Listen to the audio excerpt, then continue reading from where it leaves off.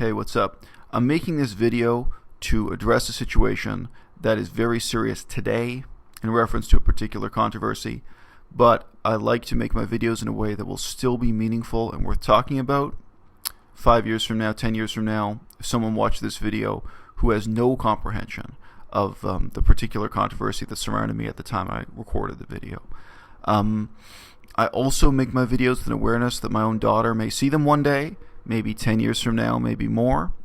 And all of my videos, although they address a topic, they also do tell you about me. That's partly just because that's what I want to watch on YouTube myself. That's partly because I like to keep it real. I think keeping it real is most of the value of what you get out of YouTube, because otherwise you can be watching a world-class movie. You can be watching a movie with a multi-million-dollar budget. This is something different. I'm not trying to compete with that. And also because ultimately this is my channel. This is about me. This is about my life. It's not just about veganism. It's not just about any one thing. And I hope that also disarms people and helps to relax people, because one of the questions that you get asked, if you try to treat things in a more impersonal way, if you try to act more like a news broadcaster, like you're someone objective who's not involved personally, you get asked, who do you think you are? And I think in almost all my videos, because I include myself in the story, I make references to my own experience, my own bias, my own perspective, you get a fair enough sense of who I think I am, of what motivates me, and why I'm saying these things.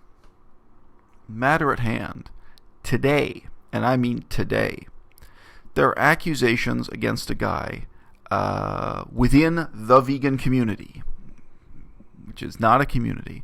There are accusations that a guy is some kind of sexual predator, some kind of alleged rapist. And as is often the case with rumors that start on the internet, a lot of anonymous and vague claims, emails from uncertain sources, and this has already resulted in threats of violence against the guy. I don't know the guy. I've never spoken to him. I have no contact with him. I've never even seen a YouTube video from him. To me, he's a complete unknown. But people are threatening to beat him up. People are encouraging other people to confront him and beat him up. So sort of had judge, jury, and executioner unfold very rapidly. And now, in the past on this channel, in reference to a very different sex scandal, a very different set of allegations that included allegations of rape against a guy named Joe Best, a vegan in Chiang Mai.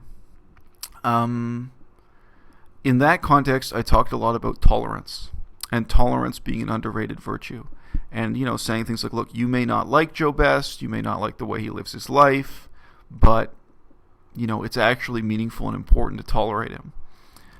Even if you're going to recognize and address what he's done wrong, because he did do some things wrong. I think at the end of that scandal, nobody was seriously accusing him of rape anymore, but he had behaved in a way that was dishonorable. He had brought a lot of sort of hatred on himself, and there was a lot, simply put, there was a lot to apologize for at the end of that scandal, even though nobody was talking about going to the police and making rape accusations, and nobody was threatening to beat him up. Nobody was threatening violence against the guy. So tolerance is one thing, and the principle of innocent until proven guilty is another. Really what we're talking about here is the principle of skepticism. The word skepticism is so misused in the 21st century, in 2016, that I now don't use it at all.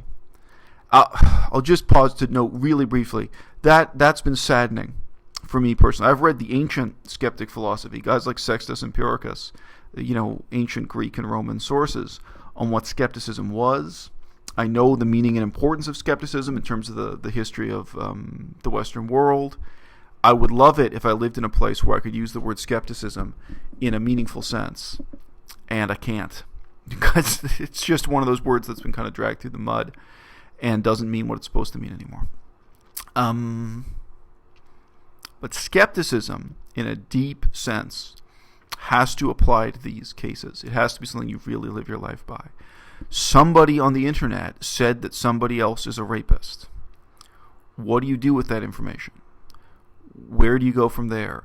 A lot of people grow up reading comic books like Batman and Superman and whatever, none of those guys really spend a lot of time worrying about the burden of proof, worrying about innocent until proven guilty.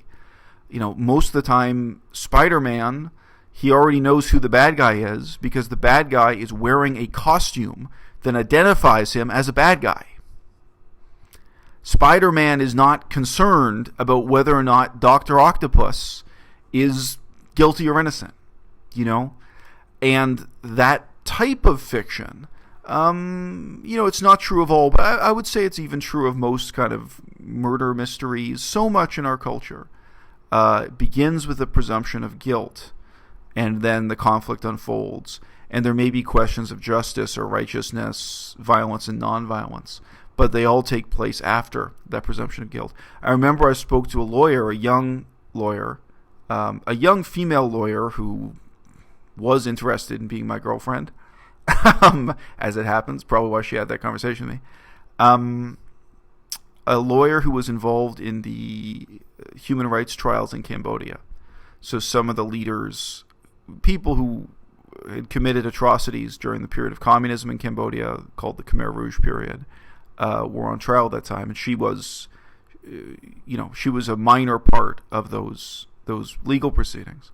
And I remember, it was a very honest conversation, she was pointing out the differences between those trials and kind of European standard. And she pointed out that every single one of them began with the presumption of guilt. So, procedurally, what they were doing started with, you were guilty of massacres and torture and killing people. Now what do we do about it? And now, that may seem very reasonable in some ways, especially in Cambodia, especially with, mass murder, crimes against humanity.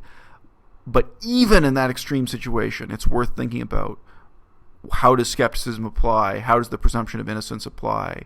Procedurally, what do we do in these situations? And what is the meaning of moral responsibility if you take away the presumption of innocence? Again, I've studied a lot of political history. Things degenerate into a witch hunt fast. Things degenerate into murder and mass murder a lot more quickly than you want to think they do.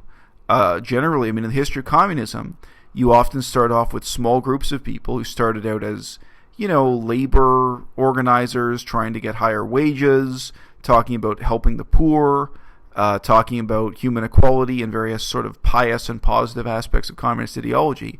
And overnight, they're kicking down the doors of their neighbors, hunting people down and murdering them for being bourgeois, for being class enemies. I wish that was an exaggeration. I've studied some really dark chapters of the world's history that really reflect on aspects of human nature that you do not see in the movies, that Batman did not teach you about.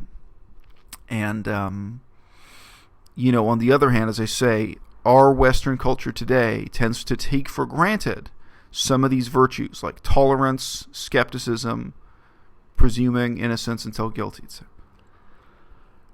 I was just thinking about this, on my way home from class at university today. And by the way, I'm really busy right now. I've got 3 stacks of books. You can only see one of the stacks of book here. I'm going to write 3 essays in 3 days, basically. And then I've got final exams, and I've got some other real challenges on the near horizon. But on my way home from university today, I was thinking about this. And I was thinking about different anecdotes from my own life I could tell in relation to this thing of this guy being accused of some kind of sexual transgression, and now people threatening to beat him up, based on basically internet rumors. And, the realest story I can tell, and this is a story I would want my daughter to hear one day. I don't know when she would be old enough to hear it, because this is definitely, rated R. But I can remember I was in a situation where a young woman told me her story of how she was a victim of rape, repeated rape. She was a victim of rape and beating. And in her case, she had gone to the police. She had gone to the authorities. So again, this is often with these rumors on the internet, one of the questions is, well, if your story is true, and we assume it's true, why didn't you pursue some kind of legal action? So in this young woman's case, she had. But the man who had committed these crimes against her, allegedly, the rapist, he was in a position of real power politically. And he was able to suffocate the legal proceedings against him. And over years, not right at that time, but I learned a fair bit about that. And again, in a real sense, one of the reasons I'm using this, in a real sense still to this day, I don't know to what extent he was guilty or innocent. It's possible that he was innocent and he still used these politically corrupt measures to defend himself. It doesn't prove he's guilty. You can be innocent and still be a corrupt political figure. You're guilty of other things, but the rape charges could be false or could be exaggerated, could be a mix of the false and the true. But anyway, I was in a situation that really affected me in a big way, where this young woman talked to me for several hours about what had happened to her, and I don't know if I learned right away, but I learned piece by piece about her legal troubles and whole context surrounding this sort of question of crime and punishment. And when I heard it all and I put the pieces together, I really wondered to myself if I should kill this guy. Not out of any kind of rage. I'm not a violent character or whatever. But I mean, this was so terrible and so, morally upsetting. And she had gone to the courts seeking, redress. And that had been completely denied to her. And I knew that I was a person in a position. She had told me, but I wasn't connected to the case in any way, so it wasn't likely to be a suspect. And again, I grew up reading Batman and that kind of thing like everyone else. And I was really thinking through, you don't mention it to anybody. You don't tell her. You definitely, don't tell the victim. But maybe this is a situation where I should step in and quietly end this. So, again, some people might do that lightly or think about that lightly, but that was a real moral burden for me. That was a real question of what is the right thing to do in these exact circumstances. And at that time, I did not take it seriously. I mean, no one had ever talked to me about it. I did not think about the concept of innocent until proven guilty in the way I've just been describing. It's just not something I really took seriously. And in this case, this guy had subverted the normal course of the law, the normal procedures of innocent until proven guilty. So it was sort of the last thing on my mind. But as I talked to that young woman more, and especially when I talked to her in a casual circumstance, like bumped into her at a social event, it became clear to me, and this is not blaming the victim at all, and again, I'm presuming she is a victim, presuming her story to be true. It became clear to me just how unreliable she was as a witness. It became clear to me that even though I wanted to trust her, in many ways she was not trustworthy, and I could not trust her. She would contradict things she said. She would have very strange gaps in her memory, like something she told me 2 weeks before and so on.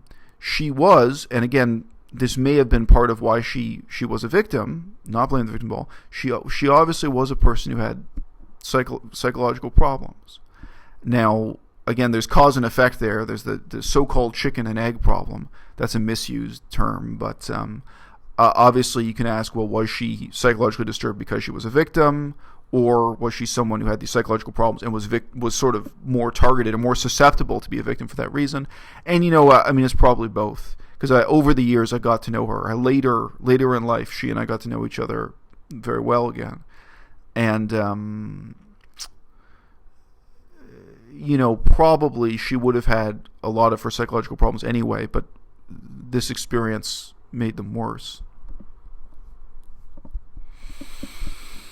But I had to recognize that almost nothing she was telling me was reliable. and I had no independent source of information to verify anything. And she was someone who lied to me about quite a few things pathologically.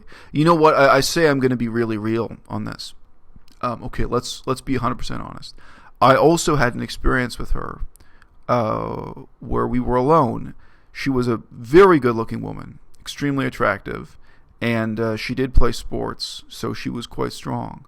I had an experience with her where she assaulted me. She attempted to rape me. And at the time, I mean, the only reason she did not have sex with me was that I physically, restrained her. I had to hold her to wrists and say, what are you doing? Stop this, etc. And she didn't stop. She tried again. And at the time, I mean, I was really aware many people who have been victims, whether they're victims of childhood assault or rape or what have you, a lot of them will act out some of the same behaviors later in another context for various reasons. No, but anyone who's done kind of psychology 101, like, I wasn't mad at her for this incident where she assaulted me. I mean, really. I mean, just say, she was pretty strong, and she was like literally like wrestling me onto the ground and trying to have sex with me, and like kissing my neck while she was doing it. It was that extreme. But I didn't feel angry about it, but it really showed me this is someone, to what extent could I trust anything she tells me without some kind of outside verification. And years later, I remember by coincidence, I had a really short conversation with her mother. A few little things I tended to confirm me. I think in broad outline, a lot of what she was saying was true. She probably was lying about particular details, and maybe not lying intentionally. I mean, she was someone who maybe her grip on reality wasn't that strong. But I did hear some things that I think confirmed parts of her story. But but she also lied to me about many things. And I told her years later. We didn't talk for like 5 years. Not worth explaining why. And then I bumped into her, and we had many long conversations then after a gap of 5 years. And once we had kind of warmed to the friendship again, I said to her, when I first knew you 5 years ago, this had a really big impact on me, because I really wondered if I should intervene and if I should murder this guy, because you'd already exhausted the legal options open to you, and this was such an injustice, and etc. And she was shocked at that, and she explained to me that she was very glad I didn't, that I hadn't. And she said that she had to think about it herself, whether or not she should murder the guy. Because in Canada at that time, and I don't know if the laws have changed, we had a legal precedent that basically any woman who was a victim, if she had exhausted legal methods, if she had gone to the police and tried to get the authorities to intervene, and if the authorities failed to help her out, then that woman basically could get away with murder. Very interesting. I don't know how many countries in the world have a law or a principle like that on the books. Canada is probably one of very, very few. And it's also interesting, anyway, I assume it's a matter of time before the Canadian government changes that law, or somehow revises standards and practices for that. And they may have done so already, because I've been living outside of Canada for so many years. I may not be up to date on that. But anyway, she had actually really thought that through and thought through the implications of it. And she had decided that even though she was the victim of this terrible thing, it was the wrong thing to do. And that, among other things, she really thought about what had happened to her. And she did not think the death penalty was an appropriate punishment anyway, and she had really thought it through. And it was very, very interesting for me to hear that perspective.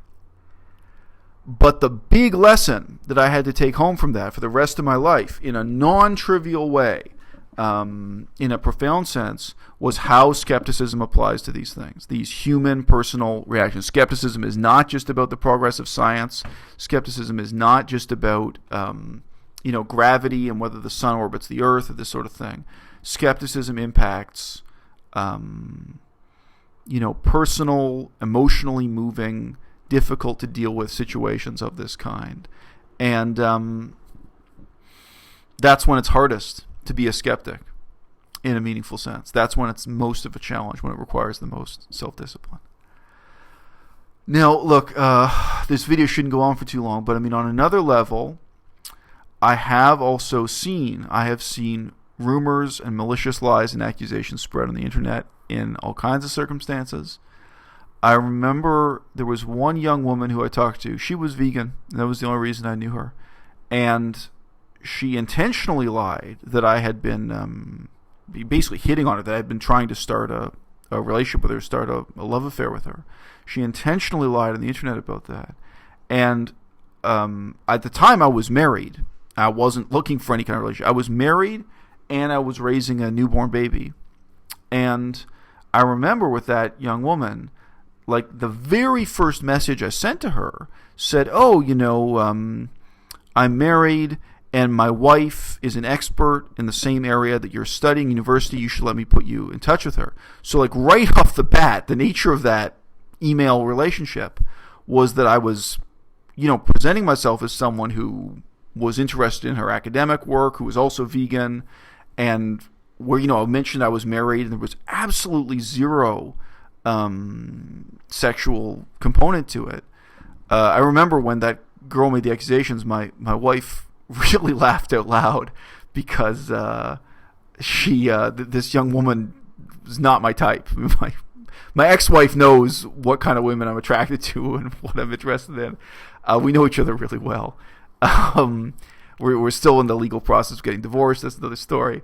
But I remember she just laughed out loud at that. It was laughable, just those circumstances. But she also remembered, because I told her, I said, there's this younger woman and she's studying something, similar, related to your expertise in university. And, so that was a situation where my involvement was nothing but goodwill and boredom. And it was the other reality. At that time, you don't sleep much when you're taking care of a newborn baby, and you also have sort of funny periods of free time. You just put the baby to bed and you're burnt out, you're sitting eating. So, I spent time, writing email, and I had a blog back then. So you sort of have this combination of being exhausted and you're busy, but then you have free time. So it was, partly goodwill, partly boredom that I ever talked to that person. But wow, she denounced me in a malicious, intentional attempt to blacken my character and make it seem in vague terms that I was a creep or what have you. So obviously that's, and look, none of this stuff hurts my feelings. If people call me fat on the internet, it doesn't hurt my feelings. But I would say this, that's a case where someone was lying intentionally. So in some ways, it's the simplest sort of case. Anyone watching this video, if you ask yourself, what if your ex-girlfriend or ex-boyfriend put a testimonial here on YouTube, put a video on the internet in which they did not lie, in which every single thing they said was true, but just stated out of context and in the most unflattering way possible. Anyone can be made to sound like a criminal. Okay? Without even lying. And I don't care, even if you're 16 years old or something. Like, if you have a situation where, like, it could be anything. It would be that, I remember this happened to a friend of mine where, a guy was weeping and knocking on her. So he was crying in the hallway and knocking on her door to get into her apartment. Well, how do you describe that? How do you present that? You can make it sound like he was trying to break into your house. You can make it sound like, and if you call the cops, what are you going to tell the cops? And, the human heart encompasses so many strange situations. But, if you're honest with yourself, if you stop and just think about your own ex-girlfriends or ex-boyfriends, there are situations you've been in where you had nothing but good intentions, and where maybe even there was no conflict, but where if that person came on the internet today without even lying, just stating things out of context in an unflattering way, they can make you sound like a criminal. They can make you sound like a sex criminal. They can make you sound like a threat to the public. And that is why in every country and in every culture, we need a robust system of checks and balances. We need to have the principle of being innocent until proven guilty, not just in a court of law, not just in Parliament, but in our own heads and our own hearts when we deal with people face to face in this world. If you're going to live in Thailand, you're going to be surrounded by a lot of people who are there as sex tourists. If you're going to live anywhere in Southeast Asia, you're going to meet and talk to people who are literally war criminals, people who have blood on their hands, whether it's from the border between Thailand and Cambodia or the border between Thailand and Myanmar. Don't kid yourselves. A lot of you guys have your heads buried in the sand. You'll meet people who have a background as stone cold killers. Okay? Of all ethnic groups, of all races. If you have your eyes open, your ears open as life goes on, you'll meet people who have committed, shall we say, war crimes of the most brutal kind. And one of the most surprising things for you to learn as you develop the maturity and detachment and as life goes on is that many of those people, after the war is over, go on to become completely normal, productive members of society. And that, in its way, can be more haunting and more disturbing than any of the silly mythology we grow up with and we choose to believe in, that we learn in an unexamined way from religion, literature, comic books, Batman, etc.